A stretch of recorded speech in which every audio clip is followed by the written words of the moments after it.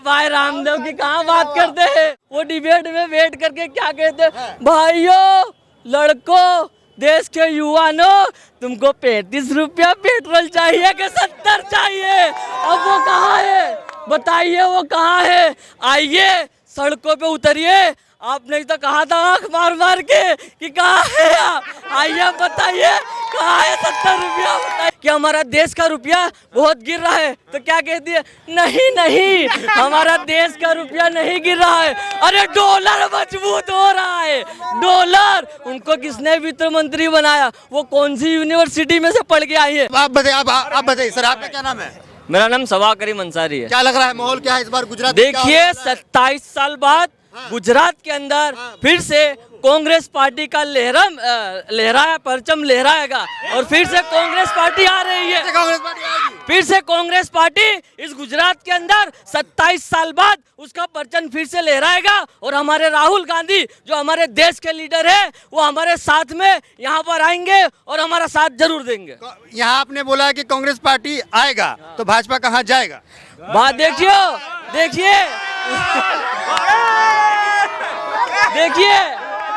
देखिए इस देश की जनता ने जो हमारे नरेंद्र मोदी को देश की जनता ने मैंडेट देकर और उस दिल्ली की कुर्सी पर बिठाया है, और वो देश जो हमारे नरेंद्र मोदी हमारे देश के प्राइम मिनिस्टर 2014 में सबकी एक दूसरे भाईचारा की बात करते थे। आज देश में क्या हो रहा है? आज हिंदू और मुस्लिम का विक्टिम कार्ड खेला जा रहा है, आज मंदिर और मस्जिद का विक्टिम कार्ड तेरा जा रहा है। इनको महंगाई के ऊपर इनसे पूछो तो ये हिंदुस्तान और पाकिस्तान की बात लेकर आ जाते हैं। ये हमारे राहुल गांधी जो 3600 किलोमीटर की यात्रा जो पैदल कन्याकुमारी से कश्मीर तक वो लोगों को जोड़ने की बात से लेकर चल रहे हैं, उनके साथ में देखिए आज कौन जुड़ रहा है? हमारा देश का युवा तबका आज उसके साथ में कदम से कदम मिलाकर चल रहा है। आप बहुत गुस्सा में नजर आ रहे हैं।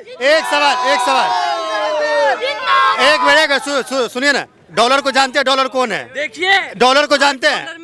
डॉलर को जानते हैं? रुपया को जानते हैं? क्या है दोनों चीज में फर्क बताइए। समझ लीजिए हमारी जो वित्त मंत्री है निर्मला सीतारमण, एक उनके डिबेट में उनसे पूछा गया कि हमारा देश का रुपया बहुत गिर रहा है, तो क्या कहती है, नहीं नहीं हमारा देश का रुपया नहीं गिर रहा है, अरे डॉलर मजबूत हो रहा है। डॉलर उनको किसने वित्त मंत्री बनाया? वो कौन सी यूनिवर्सिटी में से पढ़ के आई है?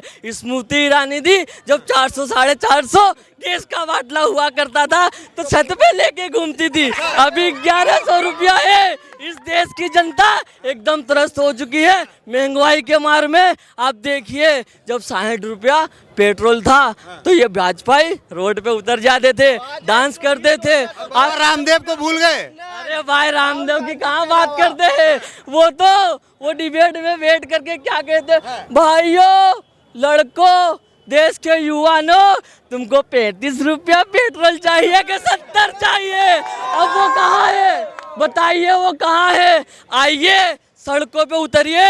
आपने तो कहा था आंख मार मार के कि कहाँ है आप, आइए बताइए कहाँ है 70 रुपया? बताइए आइए। क्या लग रहा है ये जितने भी ड्रामा चल रहा था 2014 से पहले, ये सब सरकार बनाने की जो है मतलब तैयारी चल रही थी? देखिए ऐसा है कि राहुल गांधी जी जोड़ने की बात करते हैं ना कि तोड़ने की बात करते हैं। वो देश में फिर से क्रांति लाएंगे और उनके पूर्वज जो उनकी अम्मा उनके हाँ है नहीं थक नहीं गए। राहुल सुन लीजिए हमारा युवा कभी थकता नहीं है। हमारा युवा जो आप देख रहे हैं कन्याकुमारी से कश्मीर तक। चलिए एक मिनट सवाल सुन लीजिए। राहुल गांधी जुमला नहीं बोलते। केजरीवाल को जानते हैं?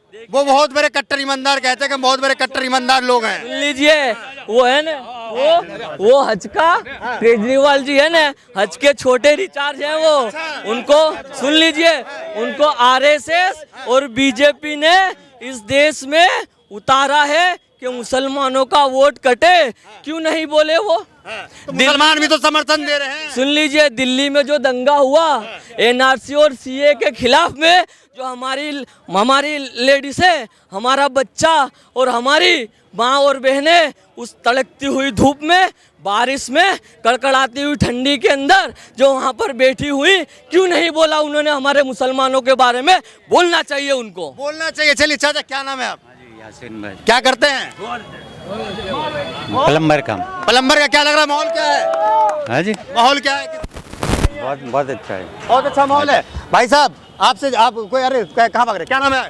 कोई युवा, कोई जवान लोग है ही नहीं यहाँ पे, नजर ही ना। चाचा आप आइए, अरे आइए ना, अरे आप आइए चाचा, इधर आइए। क्या नाम है, क्या नाम है आपका? चलिए चलिए चलिए, यहाँ पे जो है कुछ लोग। क्या नाम है आपका भाई? मोइन मोहित।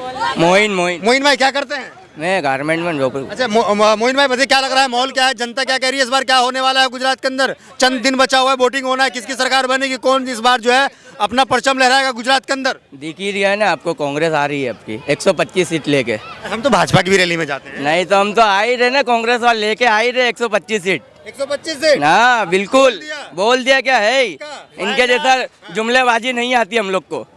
ये जो जुमले करते हैं इनके जैसा, ये 15 लाख ने ये सब जुमले आते हैं हमारे खाते में, ना आते हैं ना करते हैं। इनके जैसा जुमलेबाजी हमको नहीं आते। पर 125 सीट प्लस आएगी कांग्रेस की। को नहीं भूलेंगे आप? 15 लाख अभी तक तो हमारे धक्के खा रहे हम लोग बैंक में जा जाके।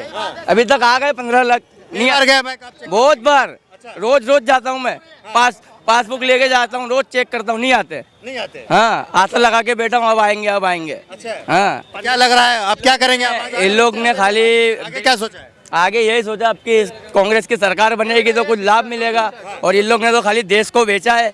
देश को बेचने के अलावा इनको कुछ आया नहीं, और हिंदू मुस्लिम करना ही आया है इनको अभी तक। ठीक, अभी तक इन लोग ने रेलवे को बेच डाला, एयरपोर्ट को बेच डाला। बाकी जो इनको अभी पता भी चलेगा ना कांग्रेस ने ये बताया है, ये बनाया है, तो उनको पता चलेगा तो वो भी बिक जाएगा। जी सर, क्या नाम है आपका? मेरा नाम फारूक मेमन है। फारूक भाई क्या लग रहा है, इस बार क्या माहौल है गुजरात में, जनता क्या करी है?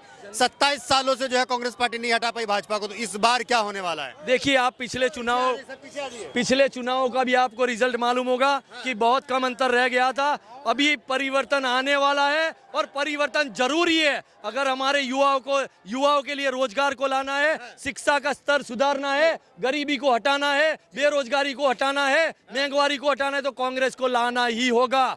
कांग्रेस के पास ही सारे सुझाव है। ये लोगों ने एयरपोर्ट को बेचा, ये लोगों ने सारे संस्थानों को बेचा, ये लोगों ने हर चीजों को महंगा किया। अगर परिवर्तन लाना है कांग्रेस को ही लाना होगा, और कांग्रेस आएगी। आपने क्या क्या बोला कि यहाँ पे रोजगार नहीं मिल रहा है, भाजपा ने क्या नाम अनाउंसमेंट किया, आपने कहा कि महंगाई बढ़ गई, भाजपा वाले कह रहे हैं महंगाई नहीं है। आप मुझे बताओ ना कि 60-65 रुपए जो पेट्रोल मिलता था, क्रूड के दाम कम होने के बावजूद ये लोगों ने 100 रुपए का पेट्रोल कर दिया। ये लोगों ने तेल के दामों को बढ़ा दिया। आपको नहीं लगता? मैं नहीं बोलता, लेकिन पूरी जनता से पूछ लीजिए। जनता महंगाई से त्रस्त है, बेरोजगारी से त्रस्त है।